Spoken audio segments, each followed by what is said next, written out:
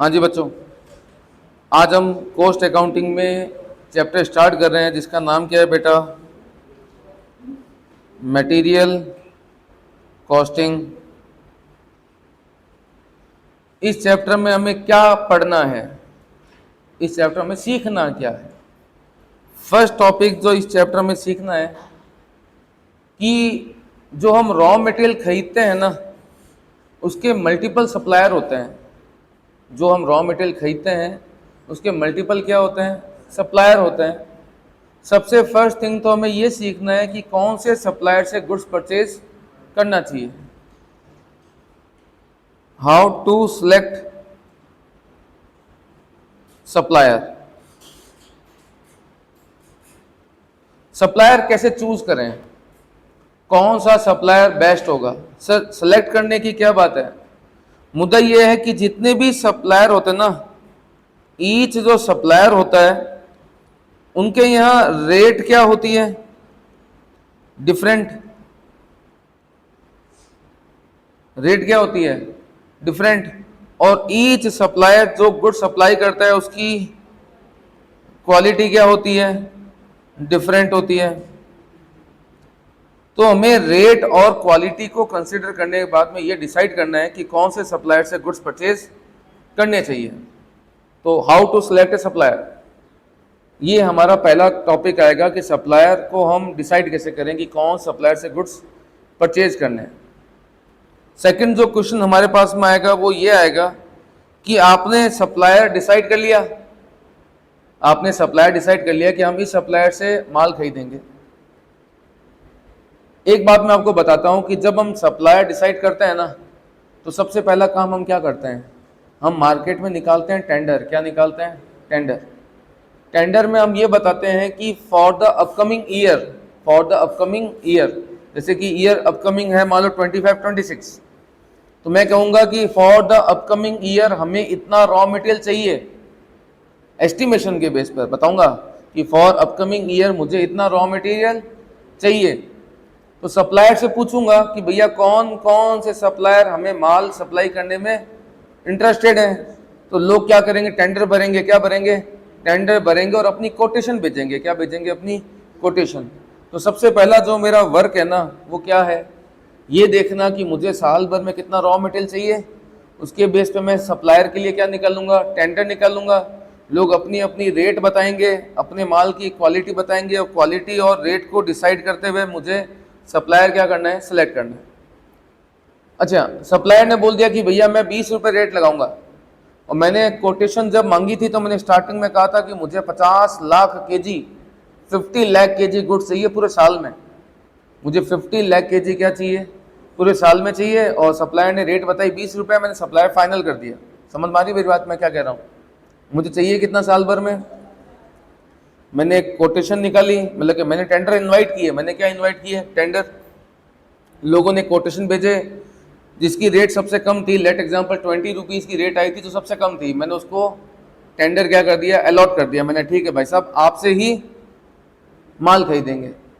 लेकिन मुद्दा ये आ गया कि मुझे खरीदना उससे है माल। कितना खरीदना है साल भर में?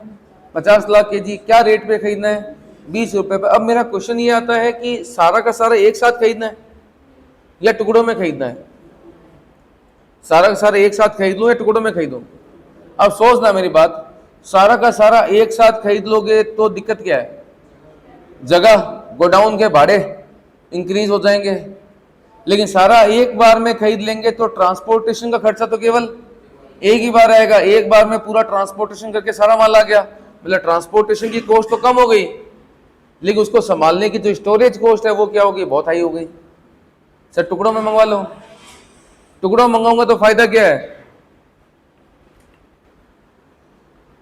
हाँ जी, तो मुद्दा ये हो गया कि यार अगर एक साथ मंगवा लेता हूँ तो ट्रांसपोर्टेशन की कॉस्ट तो एक बार आएगी, लेकिन जो इतना सारा माल जब गोडाउन में रखूँगा तो मेरा गोडाउन के भाड़े बहुत ज़्यादा हो जाएंगे। टुकड़ों में मंगवा लो। टुकड़ों में मंगवाऊंगा तो ठीक है, गोडाउन का भाड़ा तो बच जाएगा, लेकिन बार बार मंगवाऊंगा तो ट्रांसपोर्टेशन की कॉस्ट क्या हो जाएगी? बहुत हाई हो जाएगी। तो मुद्दा ये आता है कि यार एक बार में मंगवाएं कितना? ज़्यादा मंगवाएं तो प्रॉब्लम, कम मंगवाएं तो प्रॉब्लम। तो एक बार में कितना मंगवाना है। तो सेकंड क्वेश्चन जो हम पढ़ेंगे वो आएगा किस चीज के बारे में, हाउ मच क्वांटिटी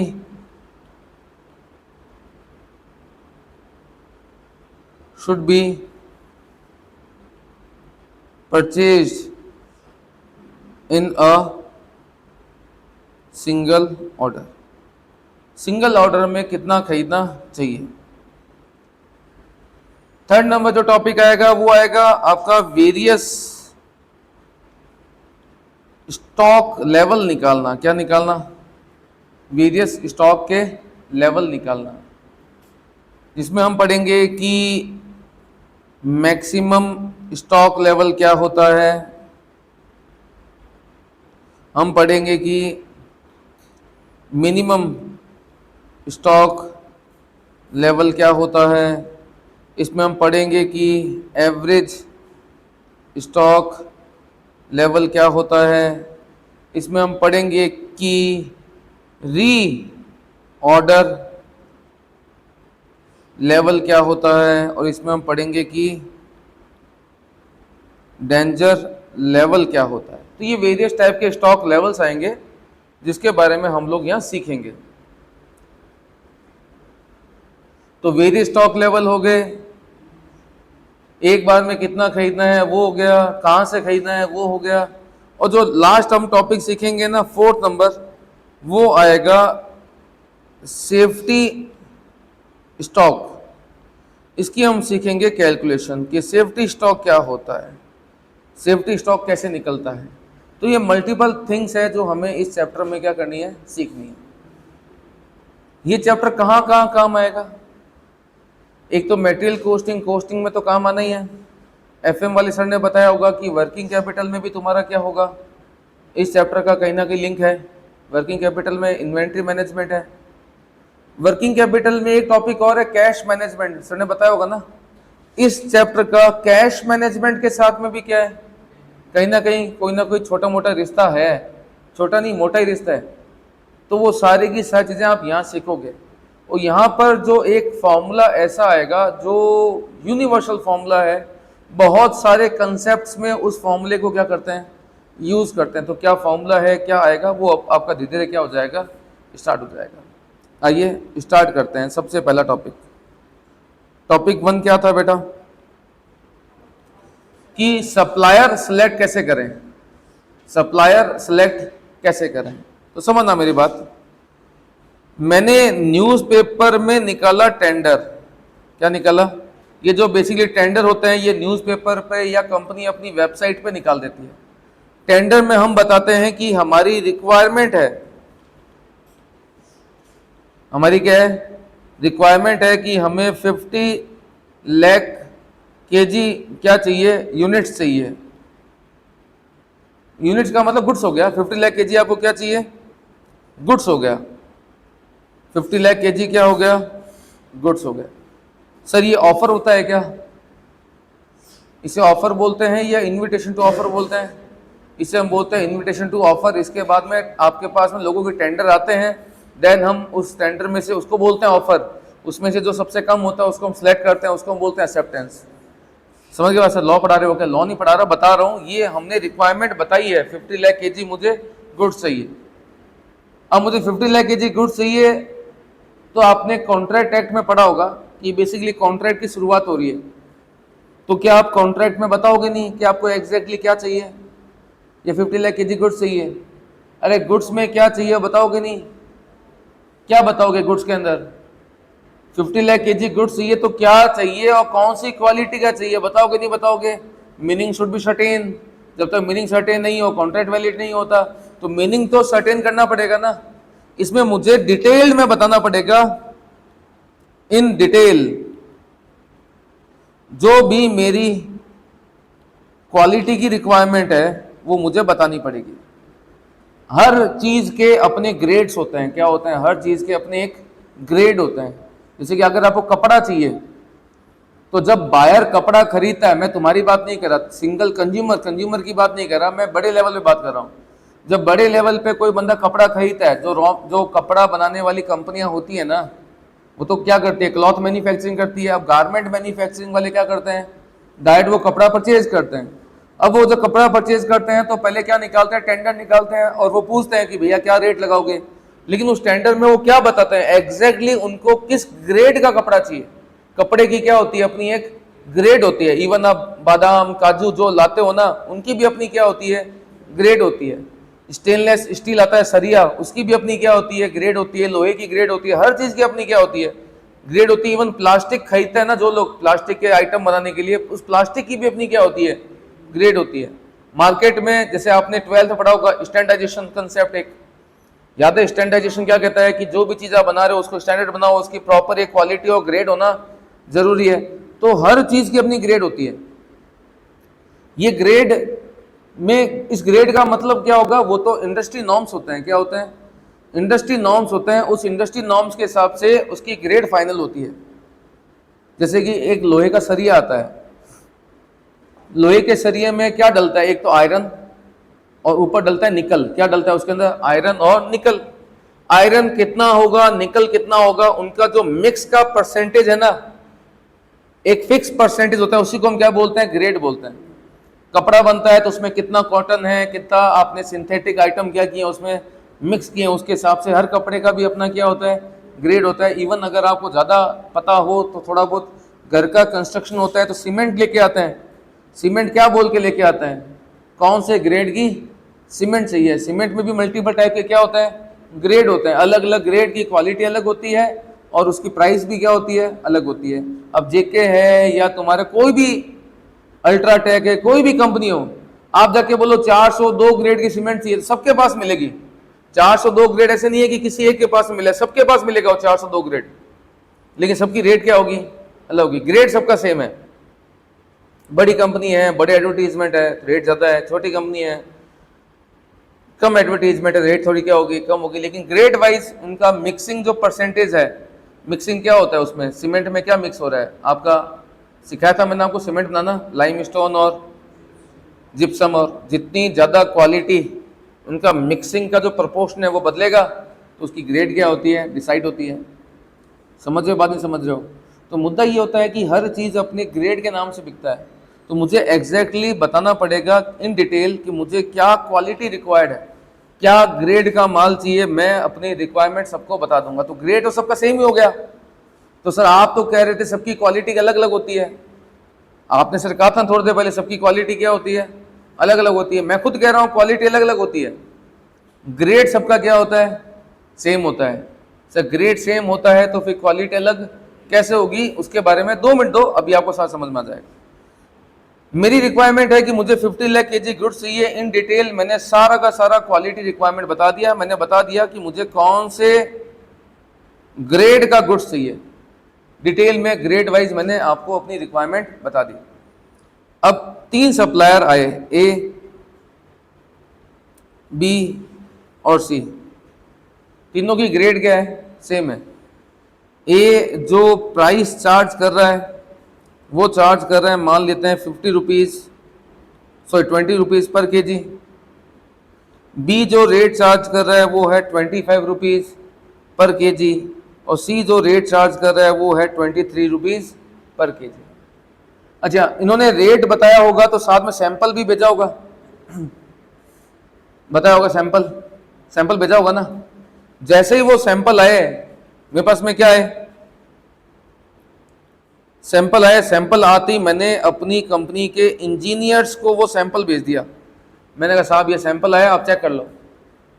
3 अलग अलग कंपनियों क्या है, सैंपल आया, सैंपल चेक कर लो।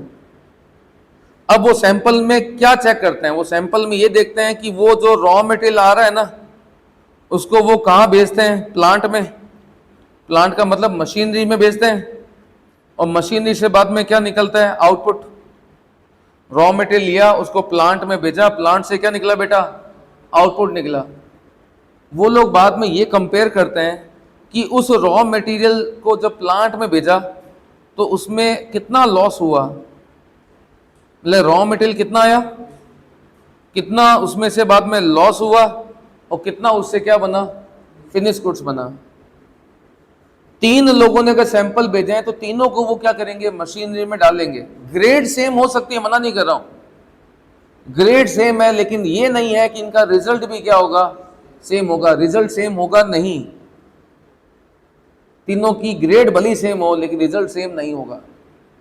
तो मैंने क्या किया, उसके रॉ मटेरियल को लिया, मशीनों में लगाया और मैंने देखा कि कितना लॉस होता है और उसके बाद में कितना आउटपुट जनरेट हो रहा है। ये मैंने इंजीनियर साहब को दे दिया। मैंने कहा इंजीनियर साहब आप चेक करो। इंजीनियर साहब ने चेक किया। अच्छा, चेक कैसे किया उन्होंने, जैसे एक एग्जांपल दे रहा हूँ कि यहाँ लिया 10 kg सैंपल आया हुआ, 10 kg, 10 kg को भेजा मशीनों में, यहाँ 2 kg का क्या हो गया, लॉस हो गया, और यहाँ बना कितना बाद में, 8 kg। तो इंजीनियर साहब ने क्या किया, 10 kg में 8 kg का भाग दिया, इतना कितना निकल के आ रहा है, मल्टीप्लाई 100 कर दो,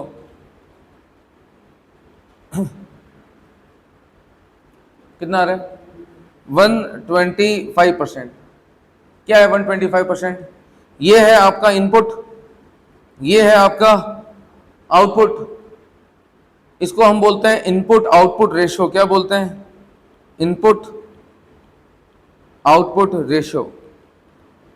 इंजीनियर साहब ने क्या किया, जितने भी सैंपल आए हुए थे सबका क्या निकाला, इनपुट आउटपुट रेशो निकाला। इनपुट आउटपुट रेशो समझ में आ गया कि इनपुट लिया, उसको मशीन में डाला और आउटपुट क्या निकला, बाद में कंपेयर किया। क्या कंपेयर किया कि आउटपुट और इनपुट के बीच में क्या डिफरेंस है, मतलब कि जो आउटपुट है और जो इनपुट है उनको कंपेयर किया।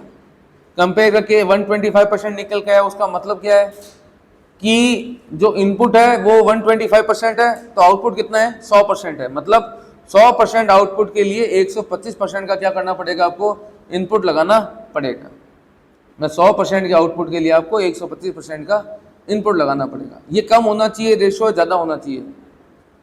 मतलब एक इनपुट आउटपुट रेशो 125% है, 135% है, 150% है, कम होना चाहिए ना। मतलब जितना ज़्यादा है गैप आ रहा है उतना ही वो क्या है, वेस्टेज है। तो हमने क्या किया, तीनों जो रॉ मटेरियल आए इंजीनियर साहब को दिए।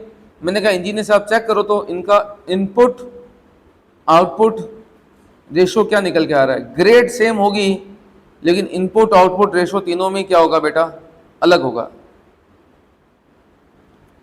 तो यहां पर जो ए आया उसका इनपुट आउटपुट रेशो है 140%,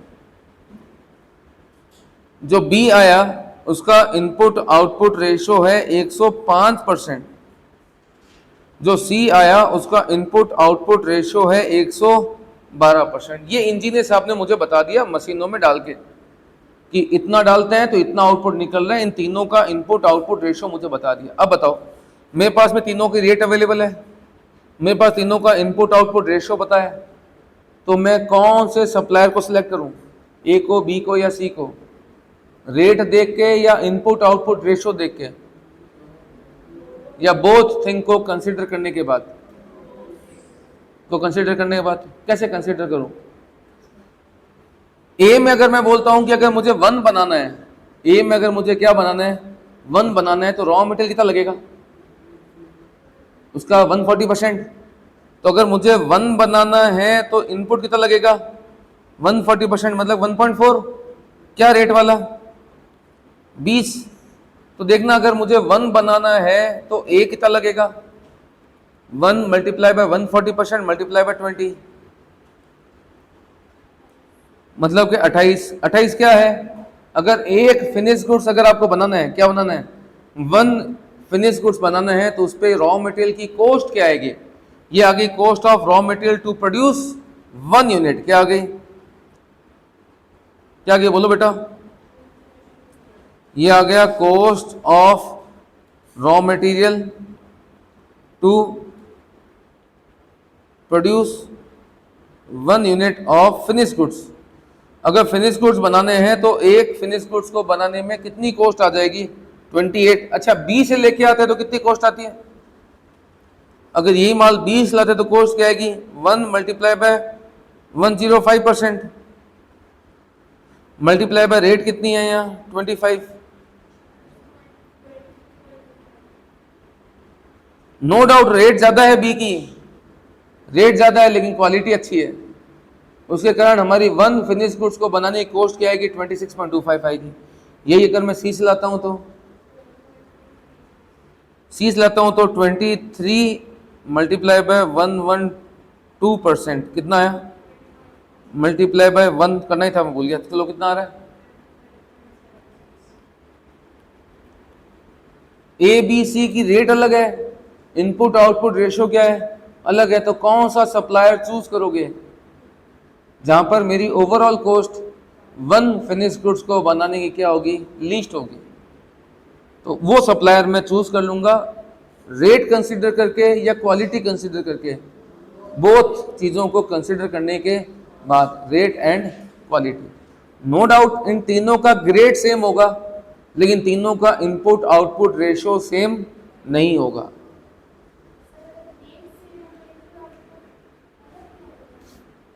देखो ग्रेड का मतलब क्या होता है, ग्रेड का मतलब क्या है, ग्रेड का मतलब तो ये है कि मिक्सिंग का प्रपोर्शन, मिक्सिंग का प्रपोर्शन। जैसे कि आप अपने घर का कंस्ट्रक्शन करवाओ, घर का क्या करवाओ, कंस्ट्रक्शन कराओ, आपको ठेकेदार ने बोल दिया कि भैया इस ग्रेड की क्या लेके आनी है, सीमेंट लेके आनी है। उस ग्रेड की सीमेंट अलग अलग कंपनियों की रेट क्या होगी, अलग अलग होगी। ग्रेड सेम होगा लेकिन रेट क्या होगी, अलग होगी। उसका रीजन क्या है, ग्रेड का मतलब है मिक्सिंग प्रपोर्शन, मिक्सिंग का प्रपोर्शन सेम होगा तीनों का, लेकिन मिक्स आप जो कर रहे हो उस रॉ मटेरियल की क्वालिटी क्या है वो भी तो अलग होगी ना। आपका ग्रेड तो क्या कह रहा है, आपने जो मिलाया, मतलब देखो मैं कहता हूं कि हमारे लिए जो रॉ मटेरियल है वो सामने वाले के लिए क्या है, फिनिश गुड्स है। मेरे लिए जो रॉ मटेरियल है ना, एक बंदे ने अपना फिनिश गुड्स बेचा तो उसके लिए तो फिनिश गुड्स है, लेकिन मेरे लिए क्या बन गया, रॉ मटेरियल। अब इसने उस फिनिश गुड्स को बनाने में रॉ मटेरियल लगाया होगा, उसने किस क्वालिटी का रॉ मटेरियल लगाया है। ग्रेड तो क्या कहता है, ग्रेड तो कहता है कि इन दोनों को मिलाने का प्रपोर्शन, इन दोनों को मिलाने का प्रपोर्शन से ग्रेड डिसाइड होगा, लेकिन उसकी क्वालिटी तो दोनों की क्या होगी। मेरी कंपनी मान लो मैं कहता हूं कि जैसे फिनिश गुड्स है, उस फिनिश गुड्स को बनाने में दो रॉ मटेरियल लगते हैं, लेट एग्जांपल ए और बी। एक कंपनी ने ये लगाया 60, ये लगाया 40, मैंने जो फिनिश गुड्स बनाया उसमें भी क्या लगाया 60 और 40। हम दोनों का ग्रेड तो क्या होगा, सेम होगा, लेकिन हम दोनों की जो क्वालिटी है ना वो अलग होगी। क्यों, प्रपोर्शन सेम है, लेकिन इस प्रपोर्शन में जो ये रॉ मटेरियल लग रहा है ना उसकी क्वालिटी दोनों में सेम है क्या, उसकी क्वालिटी का भी तो बहुत मेजर इंपैक्ट पड़ेगा, नहीं पड़ेगा। तो ग्रेड तो मिक्सिंग प्रपोर्शन से निकलते हैं, ग्रेड किससे निकलता है, मिक्सिंग के प्रपोर्शन से निकलता है। बात समझ आ गई, पक्का। आगे तो यहां बात कर रहे थे किसके बारे में, इनपुट आउटपुट रेशियो और प्राइस दोनों को मल्टीप्लाई करने के बाद में जो एक ओवरऑल कॉस्ट निकल के आएगी ना, जहां पर वो मेरी कॉस्ट क्या होगी, मिनिमम होगी, उस बंदे से मैं गुड्स क्या कर लूंगा, परचेज कर लूंगा। पक्का बात समझ आ गई, बात समझ आ गई। तो ये सबसे फर्स्ट हमने काम क्या किया कि हमें गुड्स खरीदना कहाँ से, ये डिसाइड करना है, उनकी रेट और क्वालिटी को कंसिडर करने के बाद। सेकेंड नंबर जो क्वेश्चन आता है कि how much quantity should be purchase in a single order, एक सिंगल ऑर्डर में कितना माल खरीदना है। अब स्टार्ट कर रहे हैं हम लोग टॉपिक नंबर 2। टॉपिक नंबर 2 किस चीज के बारे में बेटा,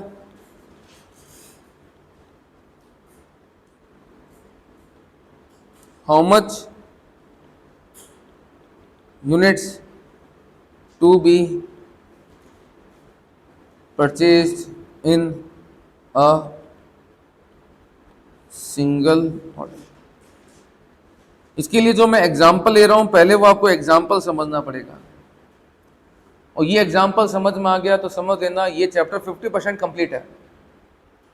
ये एक एग्जांपल समझना है, ये एग्जांपल समझ में आ गया तो समझ लेना कि तुम्हारा 50% चैप्टर क्या हो गया, खत्म हो गया। और एक एग्जांपल मैं और लूंगा उसके बाद में, तो समझ लेना वो समझ में आ गया तो बाकी बचा हुआ 50% चैप्टर भी क्या हो गया, पूरा हो गया। 2 एग्जांपल का चैप्टर है ये मात्र, ठीक है। प्रैक्टिस चलेगी उसकी, 2, 3, 4 क्लास प्रैक्टिस चलेगी, लेकिन मुझे गधे थोड़ा बनाना तुमको कि मैं रटा रटा के तुम्हें सेम क्वेश्चन करवाए रखूं। अब लॉजिक पे रहना, जहां लॉजिक से हटे वो क्वेश्चन गलत हो जाएगा, लॉजिक पे रहोगे कभी गलत होगा ही नहीं। तो मैंने क्या किया, सबसे पहला काम किया था अखबार में एक टेंडर निकाला था, मुझे बोला था कि भैया मुझे रॉ मटेरियल चाहिए। क्या चाहिए? रॉ मटेरियल चाहिए 50 लाख केजी पर एनम।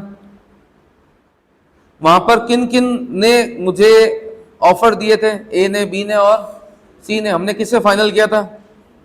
सी से, क्योंकि सी की जो ओवरऑल, ठीक है, रेट थोड़ी सी ए से ज्यादा थी, ए की रेट तो बहुत कम थी ना, तो सी की रेट थोड़ी ज्यादा थी, लेकिन क्वालिटी को कंसिडर करते हुए सी बेस्ट था। तो यहां मेरी प्राइस फाइनल कितनी हो गई थी? 23 रुपीज पर केजी की मेरी रेट क्या हो गई थी? फाइनल हो गई थी। बस में आ गई। अब मैंने ट्रांसपोर्टर को बोला, ओ भैया फलानी जगह से क्या लेके आना है? गुड्स लेके आना है। ट्रांसपोर्टर को क्या बोला मैंने? फलानी जगह जाना है और वहां से क्या लेके आना है? गुड्स लेके आना है। तो ट्रांसपोर्टर मुझे बोलता है कि भाई साहब ला दूंगा। एक चक्कर के 5,000 रुपए हैं, या एक चक्कर के 20,000 रुपए हैं, या एक चक्कर के 2 लाख रुपए हैं, डिपेंड करता है कितना डिस्टेंस होगा। जितना डिस्टेंस होगा उतना ही, समझ गए बात? अब सप्लाई ने, अच्छा मैंने अगर ट्रांसपोर्टर को बोला कि भैया फलानी जगह से गुड्स लेके आने, तो वो मुझे क्या बोलेगा? भाई साहब एक राउंड के 20,000 रुपए हैं। एक राउंड के कितने रुपए? 20,000 रुपए। मतलब कि एक बार भेजोगे तो आने जाने के 20,000 रुपए लगेंगे। अब तुम्हारी मर्जी है तुम उसमें कितना माल डलवाते हो, तुम्हारी मर्जी है तुम्हें कितना माल डलवाना है। अपना एक राउंड का कितना लगेगा? 20,000 लगेगा। एक राउंड के लगेंगे कितने रुपए? 20,000 लगेंगे। Got the point? तो उसको बोलते हैं ट्रांसपोर्टेशन कॉस्ट। क्या बोलते हैं? ट्रांसपोर्टेशन कॉस्ट, या जिसको हम क्या बोलते हैं बेटा? तुम्हारा ऑर्डर कॉस्ट बोलते हैं। क्या बोलते हैं? Order cost. ये है तुम्हारा, मान लीजिए 20,000 रुपए पर ऑर्डर। मैं तुम्हें मजाक मजाक में बोल दूं कि सारा माल एक ही बार में मंगवा लेते हैं, तो कितना पैसा लगेगा? 20,000 में काम हो जाएगा? प्रैक्टिकली पॉसिबल नहीं है, मैं उसकी बात नहीं कर रहा। प्रैक्टिकली तो 50 लाख केजी एक ट्रक में आ जाएगा। 50 लाख केजी का मतलब कितना टन हुआ? 50 लाख में 1000 का डिवाइड करो तो 5,000 टन हुआ। 5,000 टन आ जाएगा कि एक ही ट्रक में? मेरे को नहीं लगता आ जाएगा। चलो मान लो आ जाएगा, लेकिन ये बातें मजाक की होती, काल्पनिक बातें हैं। एक तो प्रैक्टिकली पॉसिबल ही नहीं है। कहने को तो बोल सकता हूं ना, मैं कहता हूं ये 5 लाख केजी है बोलो, या ये 50,000 केजी है बोलो, तो तुम ये मत बोलना कि सर क्या बकवास कर रहे हो, 50 लाख केजी एक बार में कैसे आ जाएगा? काल्पनिक बात है, मैं आपको बोल रहा हूं, क्योंकि हर कंसेप्ट को समझाने के लिए कुछ फंडामेंटल एजम्पशन लेके चलने पड़ता है। मेरा फर्स्ट फंडामेंटल एजम्पशन ये है कि मैं कहता हूं कि सारा माल एक ही ट्रक में आ सकता है। ये मेरा फंडामेंटल एजम्पशन है। मान लेते हैं आ सकता है, आएगा नहीं प्रैक्टिकली, लेकिन समझाने के लिए कह रहा हूं कि मान लेते हैं कि सारा का सारा माल क्या हो जाएगा? एक ही चक्कर में आ जाएगा। आया ना? तो मेरा कितना रुपए लगेगा? 20,000 रुपए पर ऑर्डर लगेगा। अब बात समझ आ गई? मैं कहता हूं मान लो मेरा ऑर्डर साइज समझते हो? ऑर्डर साइज का मतलब होता है पर ऑर्डर। एक ऑर्डर में मैं कितना मंगवा रहा हूं? मान लेते हैं एक ही ऑर्डर में मैंने 50 लाख केजी मंगवा लिया। एक ही ऑर्डर में मैंने क्या किया? 50 लाख केजी मंगवा लिया। तो कितनी बार ट्रांसपोर्टर के खर्चे आएंगे? नंबर ऑफ ऑर्डर कितने आएंगे? एक ही ऑर्डर में सारा काम हो जाएगा? प्रैक्टिकली पॉसिबल नहीं है। फंडामेंटली एजम्पशन के बेस पे मान के चलते हैं कि यार सारा माल एक बार में आ सकता है, तो मुद्दा ये हो गया एक ही बार में सारा माल आ जाएगा। तो मेरी ऑर्डर कॉस्ट कितनी लगेगी? कितनी लगेगी ऑर्डर कॉस्ट मेरी? 20,000 लगेगी। अच्छा मैं कहता हूं कि नहीं यार 25 लाख केजी मंगवाऊंगा। मतलब क्या हो गया? रिक्वायरमेंट तो मेरी कितनी है? 50 लाख केजी है। मैं कहता हूँ 25 लाख केजी मंगवा लूंगा, मतलब 2 स्लॉट में सारा माल मंगवा लूंगा। तो मेरी ऑर्डर कॉस्ट कितनी बार लगेगी? 2 बार लगेगी। तो 2 बार कैसे निकाला? 50 लाख में डिवाइड किया अपने 25 लाख का, कितना आ गया? 2 ऑर्डर। तो सारा खर्चा कितना हो जाएगा? 40,000 में सारा काम हो जाएगा। मैं बोलता हूँ कि नहीं यार 25 लाख पॉसिबल ही नहीं है यार, क्या बात कर रहे हो? अपने मंगवाएंगे 5-5 लाख केजी, तो ट्रांसपोर्ट का खर्चा कितनी बार आएगा? 50 लाख बटा 5 लाख, ये 10 बार लगेंगे। मतलब 10 बार ट्रांसपोर्टेशन का काम होगा। 10 बार ट्रांसपोर्टेशन काम होगा तो मल्टीप्लाई बाय कितना हो गया? 2 लाख रुपए लग जाएंगे। यही मैं बोलता हूं कि नहीं यार 1-1 लाख केजी मंगाऊंगा तो 50 लाख बटा 1 लाख। सर समझ में आ तो गया सर, क्यों बकवास कर रहे हो आप? कितना हो गया? 50 50 मल्टीप्लाई बाय 20,000 कितना हुआ बेटा? 10 लाख। मैं तो ये कह रहा हूं कि जैसे जैसे मैं ऑर्डर साइज कम करूंगा, ऑर्डर साइज समझ गए?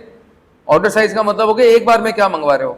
अगर ऑर्डर साइज कम करते रहोगे तो नंबर ऑफ कितना वो ऑर्डर्स ट्रांसपोर्टेशन के चक्कर वो क्या हो जाएंगे, बढ़ जाएंगे। अगर ऑर्डर साइज कम कर दूंगा, ऑर्डर साइज 50 लाख तो एक ही बार में काम हो रहा है, ऑर्डर साइज जैसे जैसे कम किए जा रहा हूं वैसे वैसे क्या हो रहा है, समझ गए बात?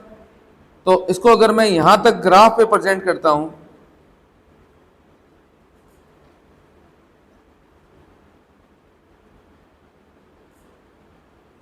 इसको मैं बोल रहा हूं ऑर्डर साइज, मतलब के पर ऑर्डर क्वांटिटी। अगर मैं पर ऑर्डर क्वांटिटी बहुत कम रखता हूं तो मेरी कॉस्ट पे क्या इंपैक्ट पड़ेगा? अगर मैं बहुत ही कम रखता हूं, कम का मतलब लो रखता हूं, तो मतलब एक बार मैं बहुत कम मंगा रहा हूं तो इसका मतलब क्या हुआ, रिपीटेशन बहुत ज्यादा बार होंगे और ज्यादा रिपीटेशन होंगे तो मेरी कॉस्ट क्या हो जाएगी, बेसिकली बहुत ज्यादा हो जाएगी। लेकिन यही अगर मैं इसको क्या कर दूं, इंक्रीज कर दूं, तो हाई कर दूं, तो धीरे धीरे धीरे धीरे ये मेरी जो कॉस्ट है वो क्या हो जाएगी बेटा, कम हो जाएगी। क्योंकि अगर मैं एक ही बार में सारा माल मंगा लूंगा तो क्या होगा, कितने रुपए लगेंगे मेरे, मात्र 20,000। हालांकि प्रैक्टिकली पॉसिबल नहीं है, एक फंडामेंटल सोच रहे हैं कि सारा माल एक ही बार में आ जाएगा तो 20,000 में काम हो जाएगा। टुकड़ों में मंगाए रखोगे तो क्या होगा, वो ऑर्डर कॉस्ट आपकी बेसिकली बहुत हाई हो जाएगी। यहाँ तक बात समझ आ गई? तो पहला खर्चा जो था जिसका मेजर इंपैक्ट आता है हमारे इस डिसीजन पे कि एक बार में सारा खरीदना है या टुकड़ों में खरीदना है, उस पर सबसे बड़ा इंपैक्ट किसका पड़ रहा था, ऑर्डर को, जिसको हम बोलते हैं ट्रांसपोर्टेशन। सेकंड इंपैक्ट किस चीज का पड़ता है, वो आता है तुम्हारा कौन सा, स्टोरेज कॉस्ट। स्टोरेज कॉस्ट में बेसिकली क्या आता है, स्टोरेज कॉस्ट का मतलब क्या है,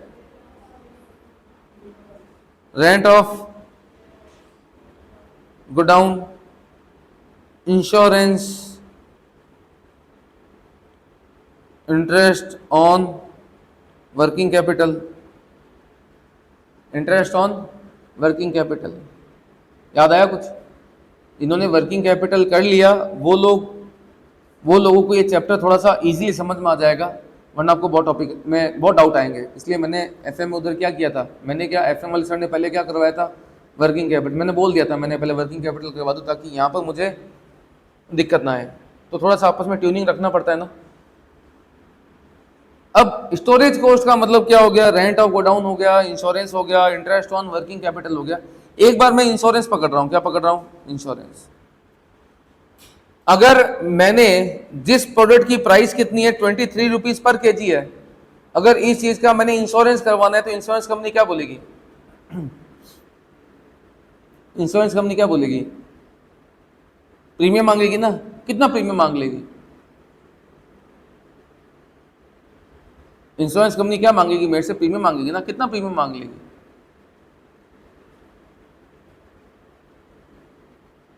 प्रीमियम दो बातों पे डिपेंड करता है। पहला, स्टॉक की क्वांटिटी कितनी है, स्टॉक की, और दूसरा उसकी कॉस्ट कितनी है। मैंने इंश्योरेंस कंपनी पूछा कि भैया अगर मुझे इंश्योरेंस करवाना हो तो, उन्होंने बोला कि भैया इंश्योरेंस करवाना है तो 10% ऑफ कॉस्ट आपका इंश्योरेंस का प्रीमियम आएगा। कितना आएगा प्रीमियम, 10% ऑफ कॉस्ट। तो मैं कहता हूं कि मेरा स्टोरेज कॉस्ट, एक बार इंश्योरेंस पकड़ रहा हूं, बाकी तीनों भी समझा दूंगा, एक बार इंश्योरेंस पकड़ रहा हूं। हालांकि इसमें गोडाउन का rent, insurance, interest on working capital तीनों आते हैं। मैंने इंश्योरेंस कंपनी पूछा भैया अगर मुझे इंश्योरेंस करवाना हो तो 10% ऑफ कॉस्ट। अच्छा, एक बार मैं जब इंश्योरेंस कंपनी के मुंह पे प्रीमियम फेंक दूंगा तो वो इंश्योरेंस कितने टाइम का होता है, 1 साल का।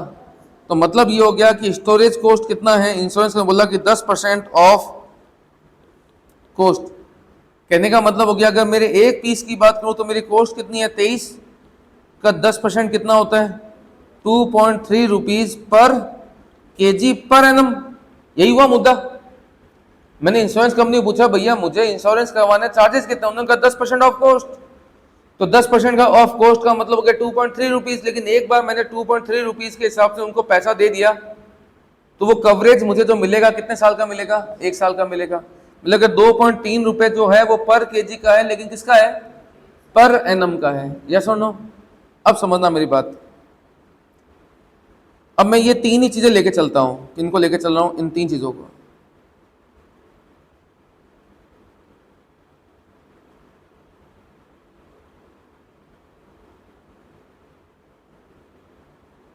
कॉपी नहीं हो रहा क्या?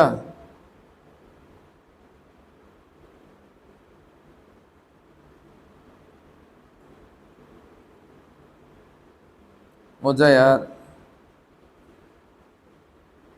कॉपी।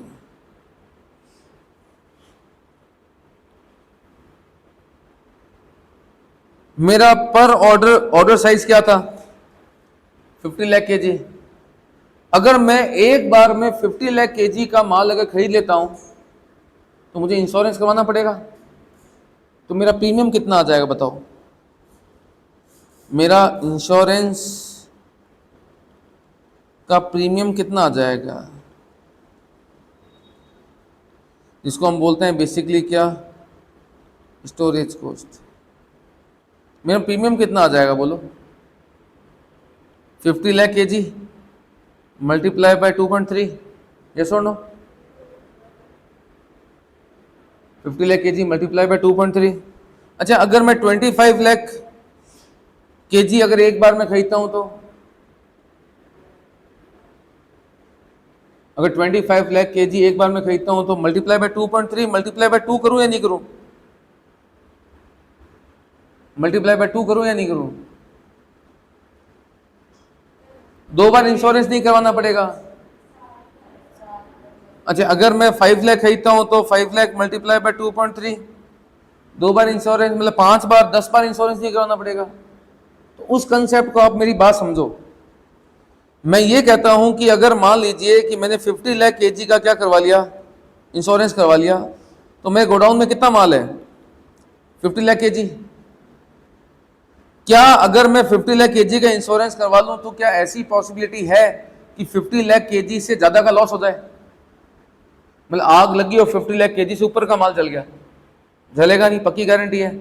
अच्छा अगर मैं एक बार में कितना माल खरीदता हूं, 25 लाख केजी खरीदता हूं, तो क्या पॉसिबिलिटीज है कि गोडाउन में आग लगे और 25 लाख केजी से ऊपर का माल जल जाए? मेरी बात समझना, मैंने कितना खरीदा है एक बार में, 25 लाख केजी। ये धीरे धीरे धीरे यूज होगा तो कितना हो जाएगा एंड में, 0। जैसे ये 0 होगा तो मैं क्या करूंगा, अभी आने हैं वापस, कितने आने हैं, वापस आने हैं, और ये भी एंड में धीरे धीरे क्या हो जाएगा, 0 हो जाएगा। बाय चांस कभी मिड ऑफ द ईयर आग लग गई तो क्या ऐसी पॉसिबिलिटी है कि 25 लाख केजी से ऊपर का माल जल जाए? नहीं ना, क्योंकि इससे ज्यादा माल तो कभी होता ही नहीं। अच्छा मैं अगर एक बार में 5 लाख केजी खरीदता हूं तो मैंने 5 लाख खरीदा, ये एंड में 0 हो जाएगा, फिर 5 लाख खरीदूंगा 0 हो जाएगा, फिर 5 लाख खरीदूंगा 0 हो जाएगा, फिर 5 लाख खरीदूंगा 0 हो जाएगा, फिर 5 लाख खरीदूंगा 0 हो जाएगा। एक बार अगर आप प्रीमियम देते हो तो उसका कवरेज कब तक मिलता है, 1 साल तक। क्या मुझे बार बार इंश्योरेंस करवाना पड़ेगा क्या? इस 5 लाख का खत्म हो गया, दोबारा 5 लाख आया उसका करवाओ, दोबारा 5 लाख आया उसका करवाओ। हम इंश्योरेंस क्यों करवाते हैं? ताकि अपने रिस्क को क्या क्या कर सकें, कवर कर सकें। मेरा रिस्क क्या है, अगर मेरे गोडाउन में आग लगी तो कितना जल जाएगा?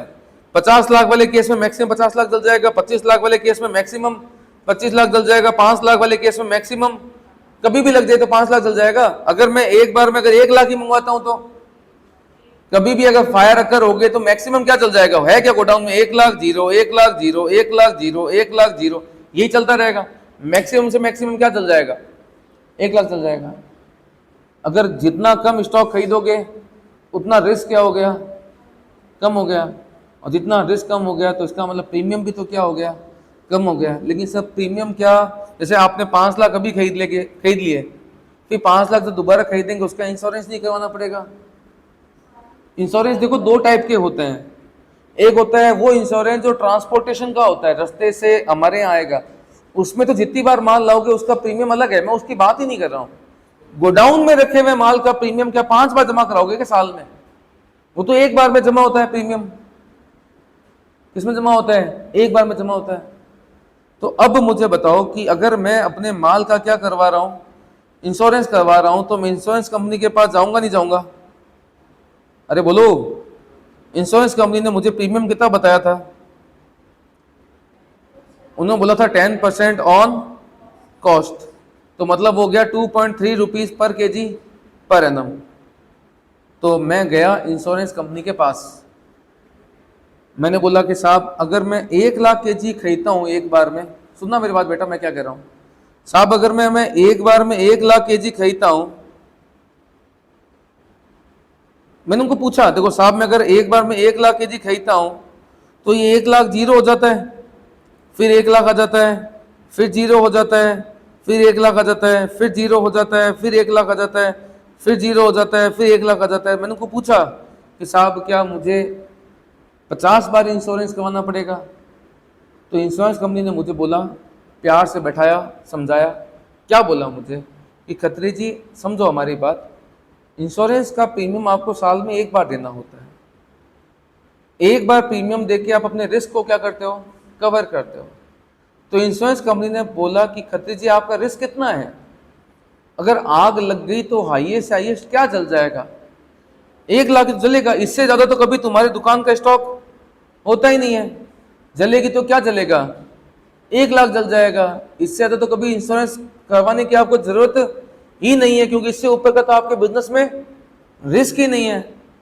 तो मैंने इंश्योरेंस कंपनी को बोला कि साहब एक बात बताओ, आग क्या तब लगेगी जब दुकान में 1 लाख होंगे? ये भी तो हो सकता है आग यहां लगे, या आग यहां लगे, या आग यहां लगे। जरूरी है क्या फायर अगर उस दिन हो गई जिस दिन दुकान में हाईएस्ट स्टॉक होगा? ये भी तो हो सकता है जिस दिन आग लगे उस दिन दुकान में स्टॉक कितना हो, 20 जा रही हो, या 10 जा रही हो, या 5 जा रही हो, हो ही नहीं। तो इंश्योरेंस कंपनी ने मुझे बैठाया, समझाया, उन्होंने बोला कि एक बात सुन, जब आप दुकान में रखे हुए स्टॉक का क्या करवाते हो? इंश्योरेंस करवाते हो। इंश्योरेंस कंपनी बोलती है कि आपको इंश्योरेंस करवाना होता है average stock maintained per annum. आपका एवरेज स्टॉक पर एनम कितना मेंटेन करते हो उसका करवाना होता है। किसका करवाना होता है? एवरेज स्टॉक जो आप पूरे साल क्या करते हो? मेंटेन करते हो, उसका करवाना होता है। किसका? एवरेज स्टॉक जो पूरे साल आप मेंटेन करते हो। मुझे बताओ मैं पूरे साल कितना स्टॉक मेंटेन करता हूं? पहले 1 लाख, फिर जीरो, फिर 1 लाख, फिर जीरो, फिर 1 लाख, फिर जीरो। बताओ साल भर में मेरा कितना एवरेज स्टॉक मेंटेन हुआ? 1 लाख का एवरेज स्टॉक है।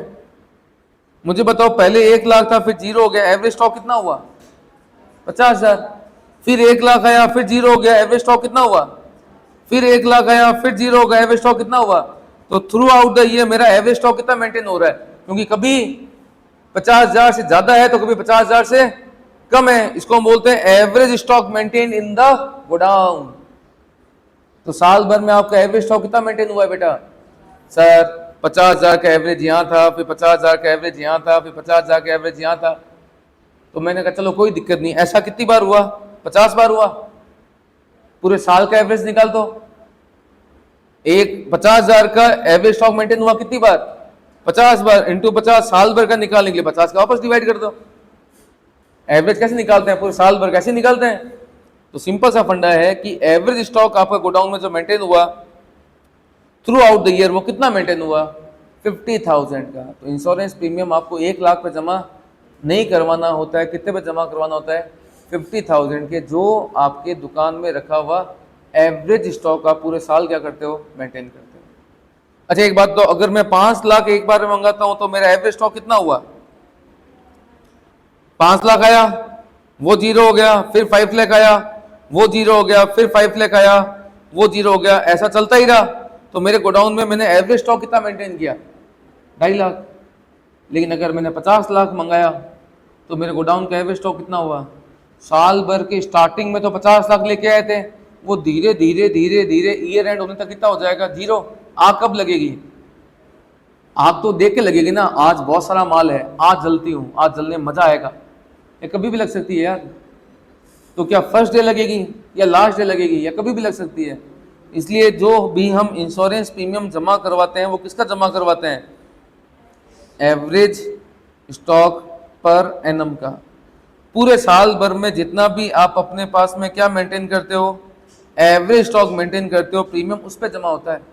तो बताइए पहले वाले केस में एवरेज स्टॉक कितना हो गया, डिवाइडेड बाय 2 से निकाल लेना।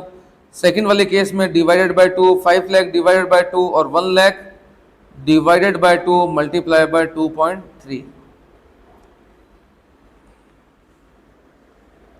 बात समझ में आ गई या नहीं समझ में आई? लेकिन अभी मैंने ये कंसेप्ट आपको समझाया प्रीमियम के हिसाब से, इसको बाद में समझ लेंगे रेंट के भी हिसाब से, और साथ में समझ लेंगे किसके हिसाब से, वर्किंग कैपिटल के भी हिसाब से, सब हिसाब से समझ लेंगे, लेकिन धीरे धीरे समझ लेंगे। जल्दबाजी करोगे तो सारा खराब हो जाएगा खेल। आराम से बताना मेरा कितना स्टोरेज कॉस्ट आ गया, 50 lakh divide by 2 multiply by 2.3 कितना आ रहा है?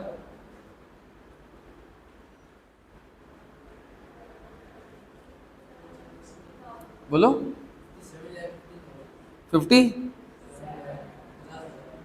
सेकेंड वाले केस में 12.5 मल्टीप्लाई बाय 2.3 का तो डायरेक्ट 28 पॉइंट। थर्ड वाले केस में बताओ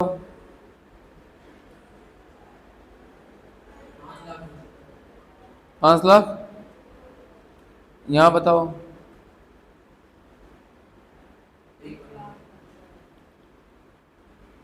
अब मेरे पास 4 ऑप्शन थे, 50 लाख, 25 लाख, 5 लाख और 1 लाख। इन चारों ऑप्शन में मैंने ट्रांसपोर्टेशन को भी स्टडी कर लिया, इन चारों ऑप्शन में मैंने स्टोरेज को भी क्या कर लिया, स्टडी कर लिया। अब मुझे बताओ बेस्ट ऑप्शन कौन सा है, ट्रांसपोर्टेशन कम करना है या ऑर्डर कॉस्ट कम करना है? अगर हमने पहले स्टडी किया था किसके हिसाब से, ट्रांसपोर्टेशन के हिसाब से, फिर हमने स्टडी किया किसके हिसाब से, स्टोरेज के हिसाब से। अब मुझे बताओ कि स्टोरेज कॉस्ट में देखो क्या पंगा हो रहा है।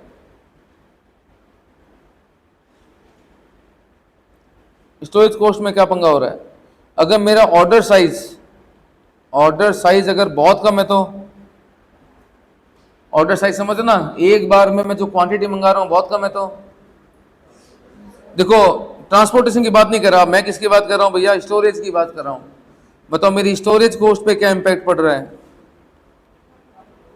अगर मैं 1 लाख मंगाता हूं तो मेरी कॉस्ट बहुत कम है, लेकिन मैं अपना ऑर्डर साइज अगर 50 लाख कर दूं तो मेरी कॉस्ट क्या हो रही है, बेसिकली बहुत हाई जा रही है। अब प्रॉब्लम देखो यहां पर हमारे पास में क्या था, इन चारों ऑप्शन के अंदर मेरे पास में ऑर्डर कॉस्ट क्या निकल के आई थी, ये थी मेरी कौन सी कॉस्ट, ऑर्डर कॉस्ट थी।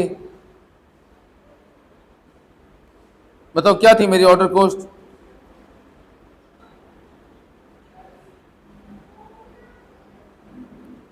ये थी मेरी ऑर्डर कॉस्ट। इन चारों ऑप्शन में मेरी क्या थी बेटा, ऑर्डर कॉस्ट थी। और इन चारों ऑप्शन में मेरी ये कॉस्ट आ गई कौन सी, स्टोरेज कॉस्ट। कितनी आई स्टोरेज कॉस्ट मेरी,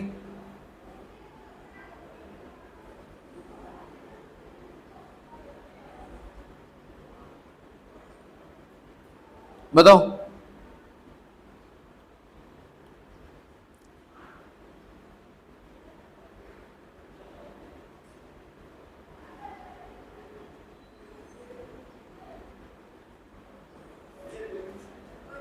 यहां मेरी स्टोरेज कॉस्ट क्या निकल के आ रही है, ये थी मेरी ऑर्डर कॉस्ट, ये है मेरी कौन सी कॉस्ट, स्टोरेज कॉस्ट।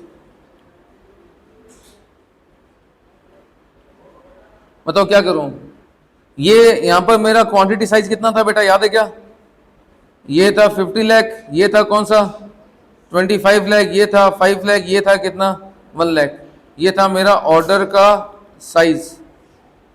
बताओ 50 लाख के 50 लाख एक साथ मंगवा लेता हूं तो क्या होता है, ऑर्डर कॉस्ट एक बार लगती है तो मेरी ऑर्डर कॉस्ट कितनी आती है 20,000, लेकिन यहां पर मेरी स्टोरेज कॉस्ट कितनी हो जाती है 57,50,000। लेकिन सेकंड ऑप्शन पे आता हूं तो ऑर्डर कॉस्ट 40,000 है, स्टोरेज कॉस्ट कितनी आ रही है 28,75,000। थर्ड पे आता हूं तो 2 लाख और 5,75,000 और फर्स्ट 1 लाख पे आता हूं तो 10 लाख और 1,15,000, कौन सा ऑप्शन बेस्ट रहेगा? इन दोनों का टोटल निकाल लो, क्योंकि दोनों ही मेरे लिए क्या है, कॉस्ट है। इसके सामने आ जाएगा तुम्हारा कौन सा कॉलम, टोटल कॉस्ट। तो यहाँ टोटल कॉस्ट कितना हुआ 57,70,000, यहाँ हुआ कितना आपके पास में 29,15,000, यहाँ हुआ 7,75,000, यहाँ हुआ 11,15,000। कौन सा ऑप्शन बेस्ट है तीनों में से? 5 लाख। 5 लाख का ऑप्शन बेस्ट है। अगर एक बार में 5 लाख मंगवाते हैं तो हमारी टोटल कॉस्ट कितनी आ रही है? 7,75,000 including of order cost and storage cost. Sir purchase cost वो कहाँ गई? परचेज कॉस्ट तो सर आपने लिखी नहीं। समझते? परचेज कॉस्ट, खरीदने की कॉस्ट। देखो 1 लाख खरीदो या 5-5 लाख खरीदो या 25-25 लाख खरीदो, उसमें खरीदना कितना है साल भर में? 50 लाख ही खरीदना है। तो परचेज कॉस्ट तो वैसे भी कांस्टेंट है, 50 लाख मल्टीप्लाई बाय 2.3। दिक्कत कौन क्रिएट कर रही है? ऑर्डर कॉस्ट और स्टोरेज कॉस्ट। तो कौन सा ऑप्शन बेस्ट रहेगा जहां पर हमारी टोटल कॉस्ट क्या हो, कम से कम हो? टोटल कॉस्ट कम से कम कहाँ आ रही है? 5 लाख वाले ऑप्शन में। तो 5 लाख वाले केस में टोटल कॉस्ट जा रही है 7,75,000। ये टोटल है किसका? ऑर्डर का और स्टोरेज का। बस नहीं, पक्का कोई डाउट बोलो बेटा? नहीं है? तो अगर मैं इसको ग्राफ पे दोबारा प्लॉट करता हूं, अगर मैं दोबारा ग्राफ पे प्लॉट करता हूं, सर कितनी बार ग्राफ पे प्लॉट करोगे यार? समझ ही तो रहे हैं यार, समझने में पूरा टाइम लगाओ, प्रैक्टिकल में बाद में टाइम नहीं लगता। या तो देखो अभी मत समझो, प्रैक्टिकल में कंफ्यूजन, या अभी समझ लो तो प्रैक्टिकल में कोई डाउट आएगा नहीं, वहां मैं फटाफट उड़ा दूंगा। 5 क्वेश्चन मैंने करवाने, 45 तुमसे होमवर्क करवाने, तो ये कोई तरीका नहीं होता। मुझे बताओ, अगर मैं अपना ऑर्डर साइज बहुत कम रखता हूं तो क्या दिक्कत होती है? कौन सी कॉस्ट हाई होती है, कौन सी कॉस्ट लो होती है? अगर ऑर्डर साइज बहुत कम रखता हूं तो मेरी कौन सी कॉस्ट? ट्रांसपोर्टेशन में ऑर्डर कॉस्ट तो बहुत हाई होती है, लेकिन स्टोरेज कॉस्ट कम होती है। लेकिन यही ऑर्डर साइज में इंक्रीज कर दूं तो ये है ऑर्डर साइज लो, ये है ऑर्डर साइज क्या मेरा? हाई। अगर ऑर्डर साइज बढ़ा दूं तो ऑर्डर कॉस्ट क्या हो जाएगी? कम हो जाएगी।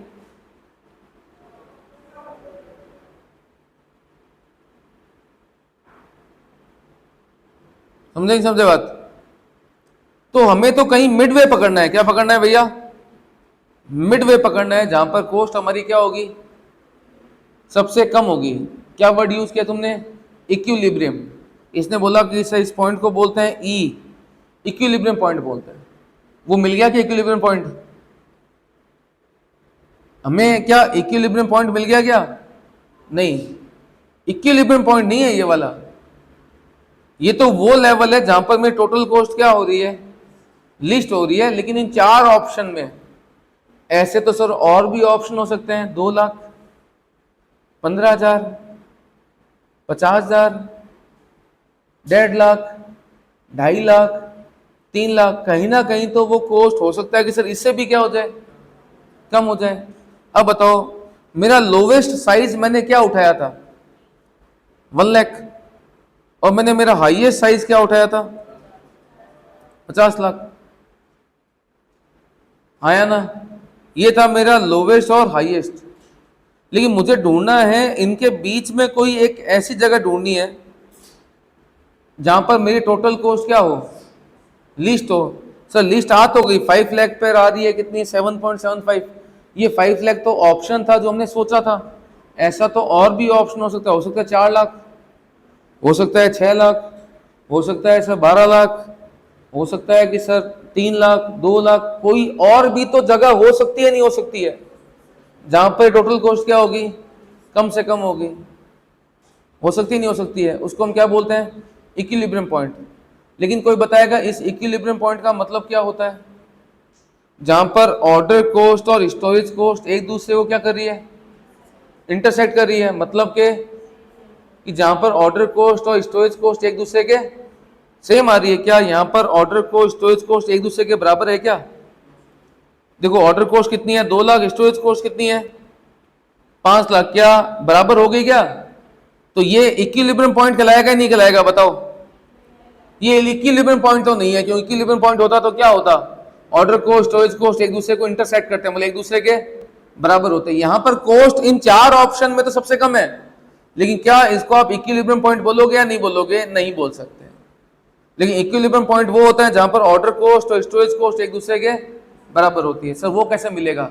वो भी मिलेगा, 5 मिनट दो, वो पॉइंट भी आपको मिल जाएगा। लेकिन वो पॉइंट वो होता है जहां पर ऑर्डर कोस्ट और स्टोरेज कोस्ट एक दूसरे के बराबर होती है। फॉर्मूले से सिखाऊं या कंसेप्ट से? कंसेप्ट से। तो पहले कंसेप्ट सीखने के लिए बात कर लेते हैं कि सबसे पहला टॉपिक हमने किया था ऑर्डर कोस्ट। क्या किया था? Order cost. बताना हमने ऑर्डर कोस्ट कैसे निकाली थी? हमने 50 लाख की जो रिक्वायरमेंट है उसमें 25 लाख का भाग दिया था, तो 2 ऑर्डर निकल के आ गए थे, और उस 2 ऑर्डर को हमने बाद में 20,000 से मल्टीप्लाई करवाया था, तो कितने आ गए थे? 40,000। याद है यहाँ तक या भूल गए? याद है? तो देखो इसमें मैंने क्या किया, 50 लाख जो था ना वो क्या था? वो था मेरी एनुअल रिक्वायरमेंट। क्या था? Annual requirement. उसमें मैंने कितने का डिवाइड किया था? मेरे ऑर्डर साइज का। ऑर्डर साइज का मतलब एक बार में मैं कितना मंगवा रहा हूं, याद आ गया? इसमें मैंने किसका डिवाइड किया था बेटा? ऑर्डर साइज का मतलब आप एक बार में पर ऑर्डर कितना मंगवा रहे हो उसको हम बोलते हैं ऑर्डर साइज। इससे क्या निकल के आता है? Number of order. उसको मल्टीप्लाई आपने किससे किया था? 20,000। 20,000 क्या था? ये था ट्रांसपोर्टेशन कॉस्ट या ऑर्डर कॉस्ट था, लेकिन कौन सा वाला? पर ऑर्डर था। कौन सा था ये? पर ऑर्डर। इसको मल्टीप्लाई किया था आपने ऑर्डर कॉस्ट पर ऑर्डर से। इससे आपकी निकल के आ गई थी क्या बेटा? ओसी। ओसी फॉर ऑर्डर कॉस्ट निकल के आ गई थी इस फॉर्मूले को यूज करके। यहां तो कोई दिक्कत? पक्का? उसके बाद में ऑर्डर कॉस्ट के बाद में आपने क्या निकाला था बेटा? Storage cost. स्टोरेज कॉस्ट में आपने क्या किया था? 50 लाख में 2 का डिवाइड किया, 25 लाख में 2 का डिवाइड किया, 5 लाख में 2 का डिवाइड किया, 1 लाख में 2 का डिवाइड किया। उससे क्या निकाला आपने? आपने क्या निकाला था? आपका एवरेज स्टॉक निकाला था। क्या निकाला था आपने? Average stock. एवरेज स्टॉक कैसे निकाला था? आपने कहा था कि अगर एक बार में 50 लाख मंगा रहे हैं तो साल भर का एवरेज कितना हुआ? स्टार्टिंग में 50, एंड में 0, एवरेज कितना हुआ? 25 लाख। अगर मैं 25 लाख मंगाता हूं तो मेरा एवरेज स्टॉक कितना हुआ? 25, 0, फिर 25, फिर 0, तो मेरा एवरेज स्टॉक कितना हुआ? 12.5 लाख। अगर मैं 5 लाख मंगाता हूं तो 5 लाख, 0, फिर 5 लाख, फिर 0, फिर 5 लाख, फिर 0, फिर 5 लाख, फिर 0, मेरा एवरेज स्टॉक कितना हुआ? 2.5 लाख। और यही मैं 1 लाख मंगाता हूं तो 1 लाख, 0, 1 लाख, 0, 1 लाख, 0, 50 बार ऐसे चलता रहेगा, तो मेरा एवरेज स्टॉक कितना हुआ? 50,000। तो हमने सबसे पहले क्या किया? एवरेज स्टॉक निकाला। एवरेज स्टॉक के लिए हमने क्या किया? 50 लाख, 25 लाख, 5 लाख, 1 लाख मेरा क्या था?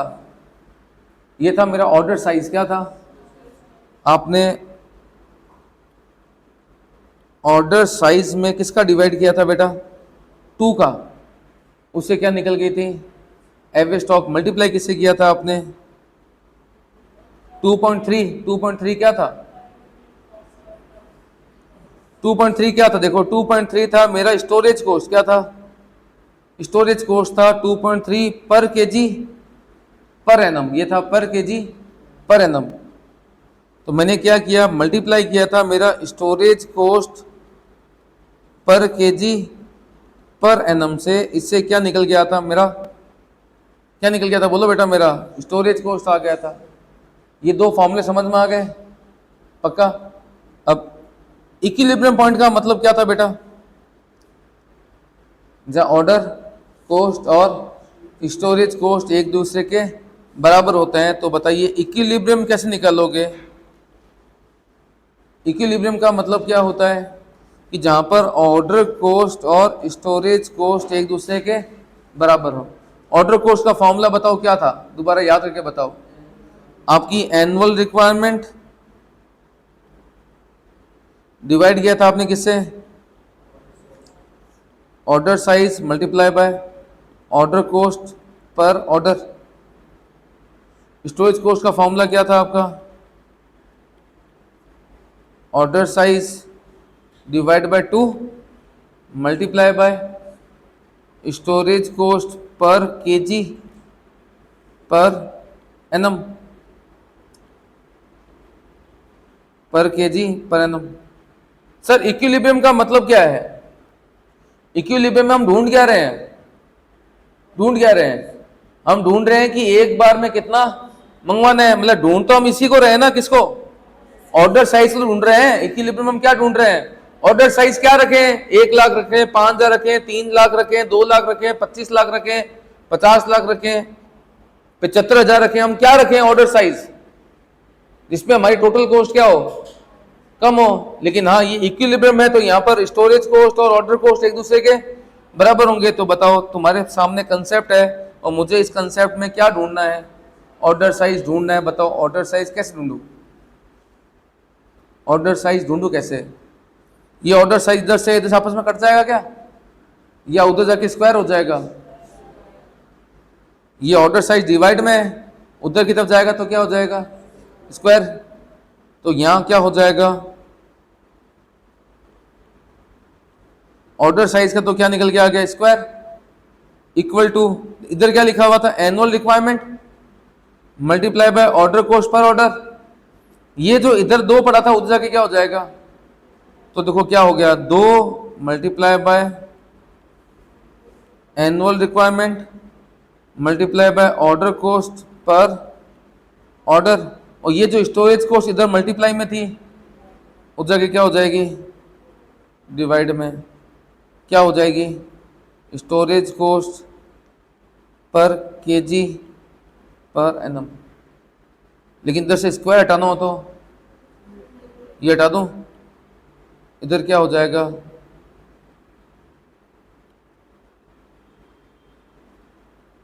समझ गए? इस होल का क्या हो जाएगा? Under root.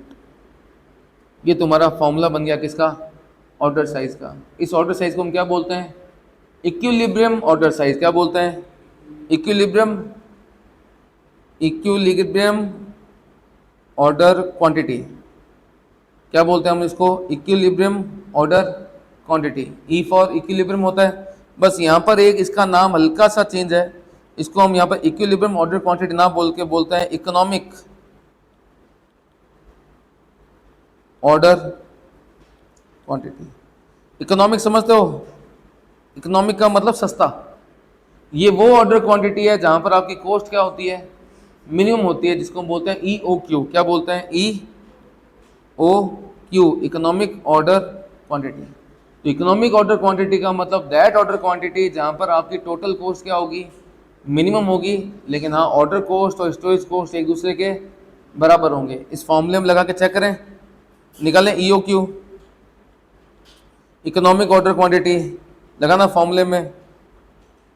2 multiply by annual requirement कितनी थी? ऑर्डर कॉस्ट पर ऑर्डर क्या थी? 20,000 डिवाइड बाय स्टोरेज कॉस्ट क्या थी? 2. तो 2 into 50 lakh into 20,000 divide by 2.3। Problem आ जाएगी जीरो को लेके, क्योंकि इतने सारे जीरो हो गए, तुम्हारे कैलकुलेटर की औकात क्या हो जाएगी? बाहर हो जाएगी। इसलिए एग्जाम में जब क्वेश्चन आएगा वहाँ 50 लाख नहीं होगा, वो बोलेगा 5,000 है या 10,000 है। क्योंकि ICAI को भी पता है कि 50 लाख लिख दिया तो तुम्हारा कैलकुलेटर रो पड़ेगा। कैलकुलेटर कहेगा मल्टीप्लाई कहाँ से करूँ मैं, मेरी इतनी मेमोरी नहीं है।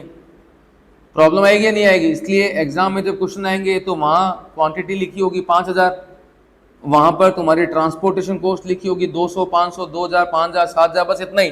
3 जीरो में ही खत्म कर देंगे। क्यों?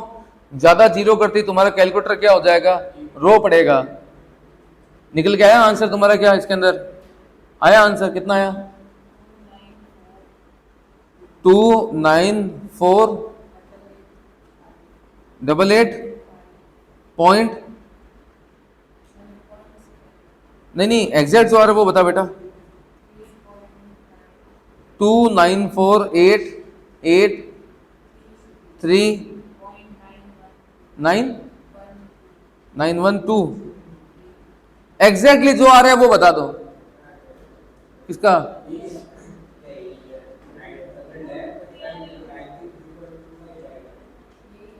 बेटा देखो, जीरो जितने आ रहे हैं वो लिखने हैं आपको। समझ नहीं आया मैं तुम क्या कह रहे हो? 2 into 50 lakh multiply by 20,000 divide by 2.3। आप पता नहीं कैसे निकालना चाह रहे हो। कैलकुलेटर पे 50L कैसे लिखोगे? तो वहां पे तो कैलकुलेटर तो पूरा लिखना पड़ेगा ना, या तुम वहां पर भी L लिख दिया? ये क्या मैंने 50 सीधा कर दिया, ऐसा ना होगा यार।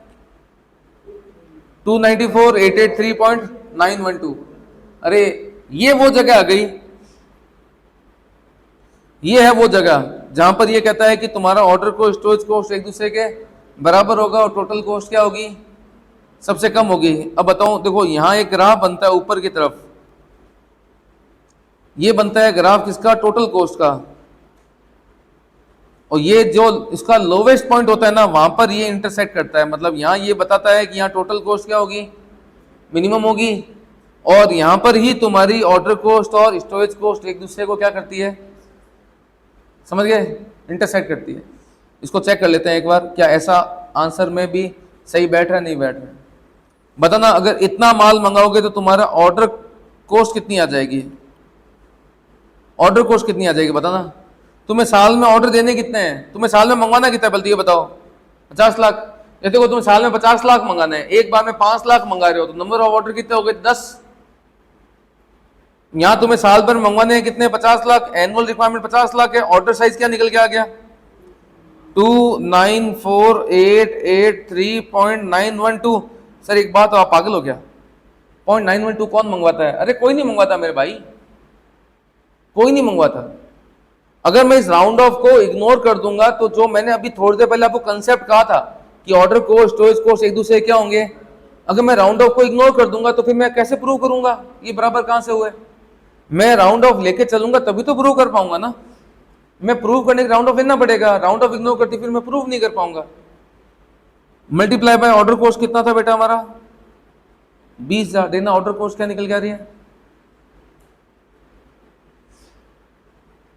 बोलो, बोल दे बेटा, कितना, 3,39,116.49, मतलब 50 हो गई मोटा मोटा। देखना स्टोरेज कॉस्ट कितना हो जाएगा इस तरीके से। स्टोरेज कॉस्ट हम कैसे निकालते हैं, हम देखते हैं कि ऑर्डर साइज कितना है, किसकी बात करते हैं, ऑर्डर साइज कितना है, तो ऑर्डर साइज कितना है तुम्हारा 294,883.912, इसका हम निकालते हैं एवरेज, क्यों, इतना आएगा, जीरो हो जाएगा, फिर आएगा, जीरो हो जाएगा, फिर आ जाएगा, जीरो हो जाएगा, फिर आ जाएगा, जीरो हो जाएगा। तो मैं पूरे साल भर का एवरेज स्टॉक कितना मेंटेन हुआ, इसका हाफ, इसका हाफ, मल्टीप्लाई बाय कितने से 2.3, मल्टीप्लाई करना कितना आ रहा है, यही आएगा 339,116 वही आएगा। तो इसमें दो बातें प्रूव हो गई, इस लेवल पर टोटल कॉस्ट निकालना कितनी आ रही है, इसको जोड़ना,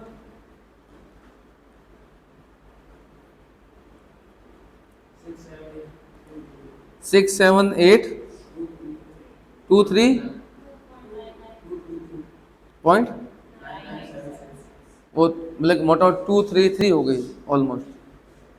अगर इस तरीके से मंगाते हैं तो हमारी कॉस्ट क्या है, मिनिमम है। अब जो आपने वो ऑप्शन लिए थे ना, कितने ऑप्शन लिए थे, इनमें तो आ रही थी 7,75,000 और यहाँ पर कॉस्ट कितनी आ गई 6,78,233, तो कॉस्ट भी कम से कम हो गई। जो काम तो हमारा बिजनेस का हो ही गया, काम रुक गया, काम चल ही रहा है, चाहे 5-5 लाख आए तो भी काम चल रहा है, 10-10 लाख आए तो भी काम चल रहा है, काम तो चल रहा है, वो अलग चीज हो गई। खर्चा बचाना भी तो क्या है, जरूरी है, जितना हो सके कॉस्ट को क्या करना है, कम करना है। तो कॉस्ट को कम करने के लिए हम बोलते हैं कि ऑप्टिमम करना होता है, कॉस्ट को क्या करना होता है, ऑप्टिमम। तो ऑप्टिमम करने का एक तरीका है। लेकिन सर एक बात बताओ, 294,883.912 है, अगर हम एग्जाम में यही लिख के आएंगे या ऑलमोस्ट लिख के आ जाए 2,95,000, बताओ, प्रैक्टिकली सोच के बताना। मैं सप्लायर को बोलूंगा क्या, भैया वो जो साल में 50 लाख खरीदने हैं ना, एक बार में 50 लाख मत भेज देना, एक बार में हमें आप भेजना 2,94,883.912। थप्पड़ मार मार के पागल कर देगा तुम्हें वो, पागल समझ रखा है। अराउंड मैं कितना मंगा लूंगा, 3 लाख मंगा लूंगा, अराउंड कितना मंगा लूंगा, 3 लाख, अराउंड प्रैक्टिकली 3 लाख मंगा लूंगा। 2,95,000 भी छोड़ दो, हम 3 लाख मंगा लेंगे अराउंड। कुछ तो हमें भी थोड़ा सा एडजस्ट करना पड़ेगा, लेकिन हाँ 3.5 लाख या 4 लाख भी नहीं करूंगा, रखूंगा मैं कितना 3 लाख अराउंड। मतलब इसके अराउंड ही हम इसको राउंड ऑफ कर देंगे प्रैक्टिकल लाइफ में, लेकिन not in your exam life. आपको एग्जाम में तो जितना आ रहा है उतने पे ही निकाल के आना है, क्योंकि हमें उसके बेस पे प्रूव करना होता है कि यहाँ पर ऑर्डर कॉस्ट और स्टोरेज कॉस्ट एक दूसरे के क्या होती है, इक्वल होती है। बात सुना के? तो मुझे बताओ कि अभी तक तुमने बताओ ऑर्डर कॉस्ट निकालना सीख लिया? ऑर्डर कॉस्ट का फॉर्मूला क्या था बताओ? ऑर्डर कॉस्ट का मतलब हो गया कि तुम्हें साल भर में तुम्हारी एनुअल रिक्वायरमेंट कितनी है upon order size. Order size का मतलब हो गया आप एक बार में कितना मंगा रहे हो, इससे निकल जाते हैं तुम्हारे क्या, नंबर ऑफ ऑर्डर्स मल्टीप्लाई कर दो ऑर्डर कॉस्ट पर ऑर्डर से, तो तुम्हारी आ जाएगी ऑर्डर कॉस्ट। एक हम निकालते हैं बेटा कौन सी कॉस्ट, स्टोरेज कॉस्ट कैसे निकालते हैं, ऑर्डर साइज में 2 का डिवाइड कर दो तो आपका आ जाता है एवरेज स्टॉक।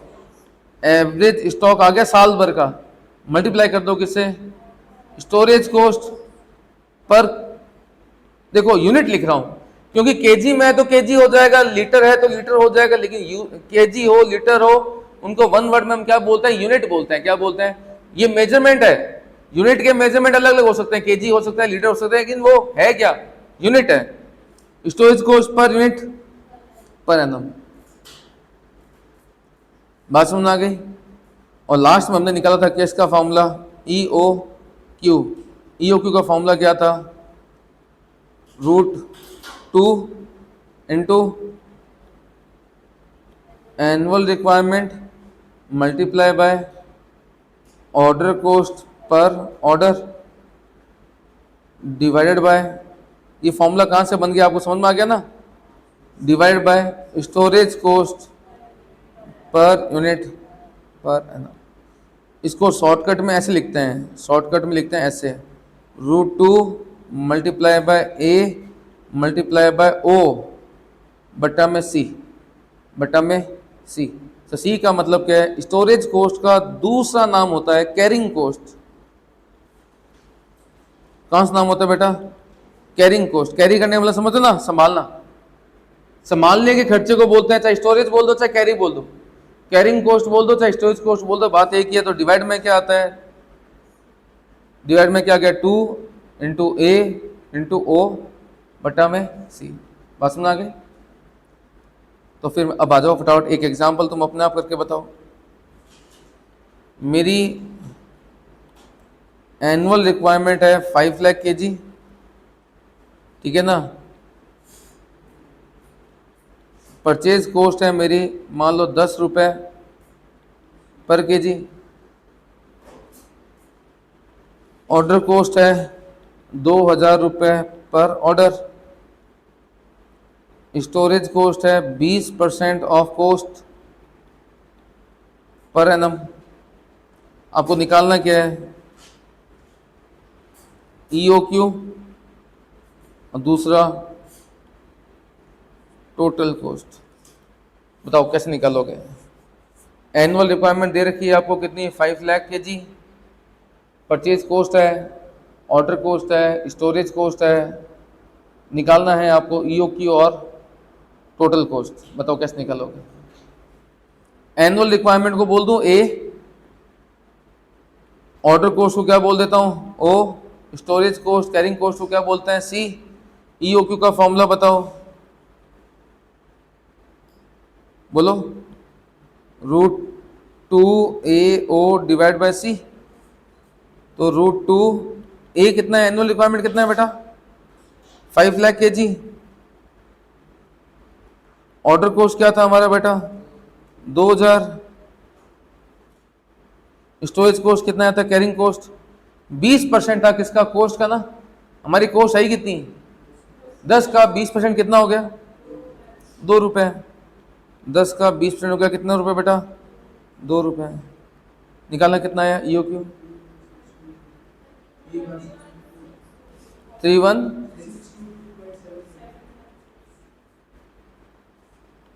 मतलब एक बार में कितनी यूनिट्स मंगवानी है,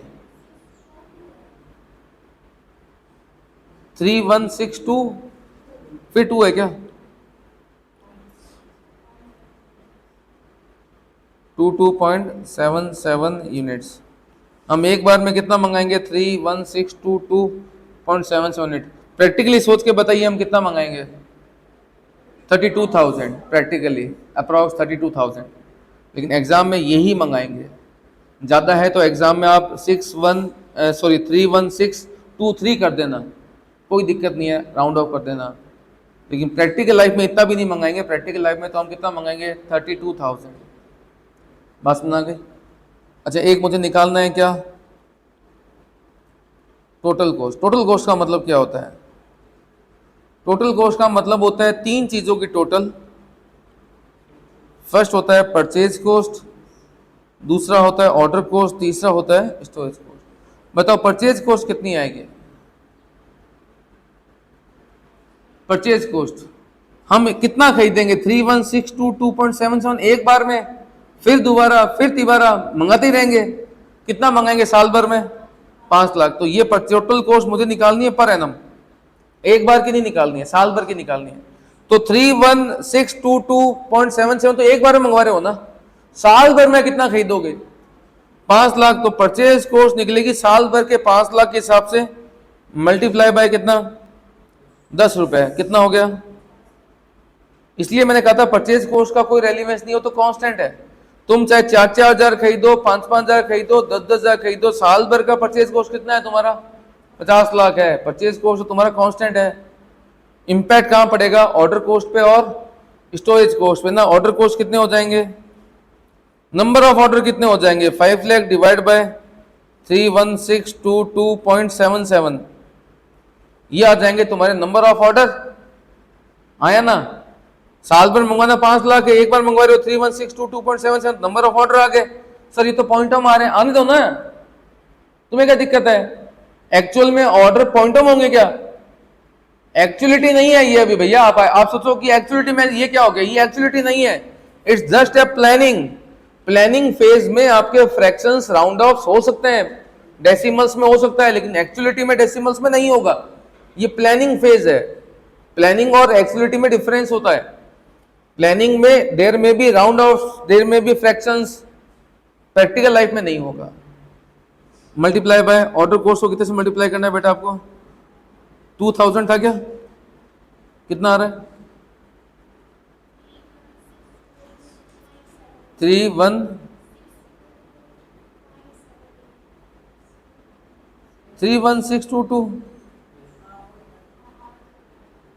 यही आ गया डिटो वापस क्या है? वाह, बाय चांस हो गया होगा यार। स्टोरेज कॉस्ट बताओ, 31,622.77 डिवाइड में 2, मल्टीप्लाई में 2। समझे मेरी बात मैं क्या कह रहा हूं? प्रॉब्लम ये हो गई थी क्योंकि 2 से मल्टीप्लाई होता है और 2 से क्या होता है, डिवाइड होता है, इसलिए यही आ जाएगा आंसर में। समझे बात? तो जहां पर ऑर्डर कॉस्ट, स्टोरेज कॉस्ट क्या होते हैं, सॉरी आपका जो ये ना स्टोरेज कॉस्ट अगर 2 रुपया हो ना तो समझ आना, वहां 2 से 2 तो आपस में कटने वाले हैं। समझ गए? 31,622.77 ये लगा लेना। क्या चीज? ये आ जाएगी टोटल कॉस्ट। क्या आ गई? Total cost. तो बताना ईओक्यू का फॉर्मूला क्या था? √2 AOC, यही था फॉर्मूला। ईओक्यू का √2 AOC, यही था फॉर्मूला। अच्छा मैंने कहा लिख दिया, डिवाइड में मल्टीप्लाई लिख दिया। निकालना कितना आता है देखते हैं। 2 मल्टीप्लाई बाय ए कितना था बेटा आपका? 5 लाख। मल्टीप्लाई बाय आपका ऑर्डर कॉस्ट क्या था? 2000 मल्टीप्लाई बाय 2, देखना कितना आ रहा है।